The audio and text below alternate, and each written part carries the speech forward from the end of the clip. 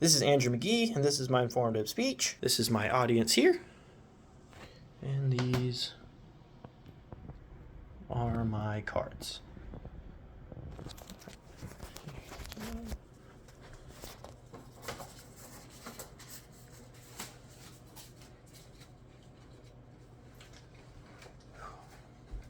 Good afternoon, everyone.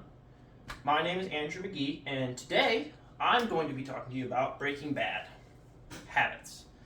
Now, personally, I have a terrible procrastination habit, and it gets in the way of my life in a lot of different ways, and it's something I really want to fix, like cleaning, or chores in general, or going to get gas, or writing a speech. So this is why I wanted to take this time as an opportunity to learn how to break my bad habit, and also help you all learn how to break your bad habits. Now, by the end of my speech, you should be able to identify what a bad habit is, make a plan on how to break that bad habit, and keep it broken permanently. Now, firstly, we need to know what an actual habit is in order to identify which ones we want gone.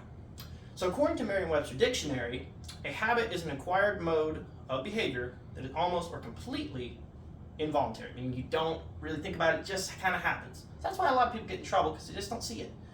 So, with that definition in mind, the greatest tips to know if you have a bad habit actually come from Cost Pro Respiratory Health, which is, if you have a bad habit, you would know if it keeps you from being your best, it negatively influences your health, which is a really big one. It's something you could stop, which kind of makes it different from a mental disease. And finally, it's something that just doesn't have you in the best light. It's something that society kind of looks down upon. Alrighty, so my procrastination speech obviously keeps me from being my best, and it's definitely something I could, stop if I wanted to, and that's something I really got to work on. Some other bad habits that are a lot more common, just in case you want to skip across the list and you just want me to tell you, that's cool too. Overeating, undereating, smoking, making excuses, being on your phone a lot. Now that we have a good list of what some bad habits are, we need to make a plan on how to break them. Now, obviously, there's been a lot of different research over the years to break bad habits, but I found that the best and brightest strategies to do this come from the National Institute of Health. According to the National Institute of Health, the best way to break your bad habit is avoiding tempting situations. Now, obviously, avoiding tempting situations, if it tempts you, don't do it. But there's always a better example for this, just to clear it up. Let's say you're on your phone all the time and you're waking up late because you're oversleeping because you go on that YouTube rabbit hole that lasts 3 hours. Way to avoid that tempting situation, put the phone in another room. Don't hear it, don't see it, out of sight, out of mind.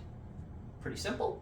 Another great one is replacing your bad behavior with good behavior. Behavioral replacement is what they call it, which, just like I said, unhealthy behaviors make it into good behaviors. That means instead of being on the couch for hours on hours and hours overeating, and that becomes a bad habit, that becomes going for a walk, or going to the gym, or going to see family members and friends, which leading into a next tip, enlisting support. Enlisting support is a great one because your family usually wants the best for you.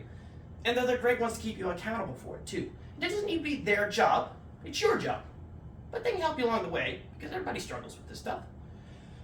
The last one that is really important is rewarding yourself. And a lot of people are a little bit too proud to admit that they actually did something because they just wanted to all come in one place. But progress is progress, people. And, you were better than you were yesterday, so give yourself a little bit of credit. Because again, we're all just human. You need to be able to do that. The last thing that is really important, and I think is the most important process of the speech, is keeping your habits broken once they're broken, and permanently, because nobody wants to go back to step one. And obviously, you would think that most people would just be like, hey, I did all this work, now it's just not going to come back, but we all get tired, we all get complacent. Once we do a goal, we want to chill out. So it's always good to have a safety net, which actually, 2 rules from Time Magazine will help you with this completely. One of them is setting a reason not to go back.